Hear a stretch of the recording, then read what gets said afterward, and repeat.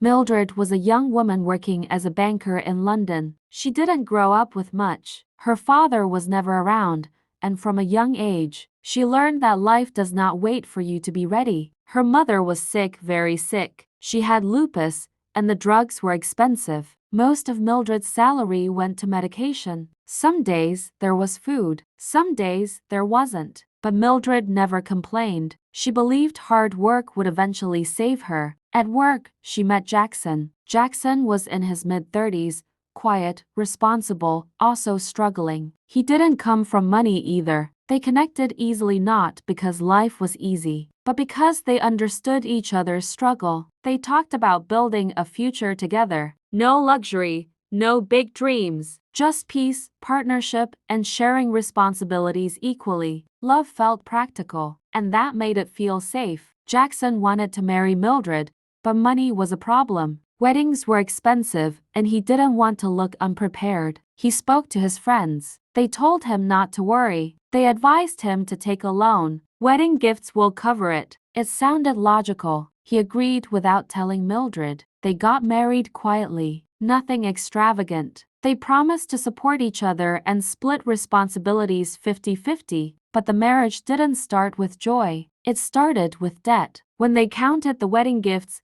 the money wasn't enough to repay the loan. From the first month, Jackson was already behind. Bills came, loan reminders came, pressure came. Jackson became quiet, then irritated. Small things annoyed him. Mildred tried harder. She spoke softly, worked longer hours, kept the house together. But stress does not respond to effort. It only grows. 18 months later, Mildred became pregnant and gave birth to twins, a boy and a girl. The joy was real, but so was the cost. Diapers, hospital bills, childcare. At the same time, Mildred was still paying for her mother's lupus drugs. Everything depended on her salary, even though she thought her husband was also trying with providing for the home. Jackson felt trapped. He felt like he was failing as a husband and a man. Instead of talking, he withdrew. He started coming home late. Then he stopped coming home. Mildred was left alone with two babies,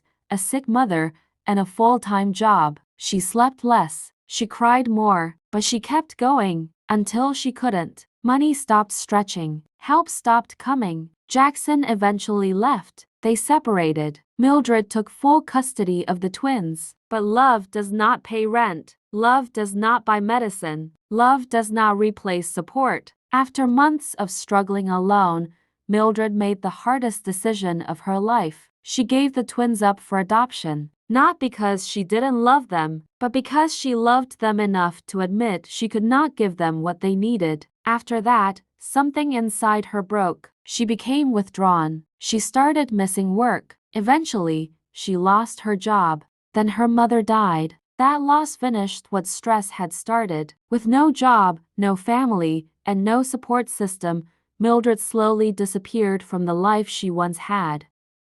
She moved from one temporary place to another. Friends stopped calling. Bills piled up. Hope faded quietly. No rescue, no sudden breakthrough. Just a woman who tried her best and still lost everything.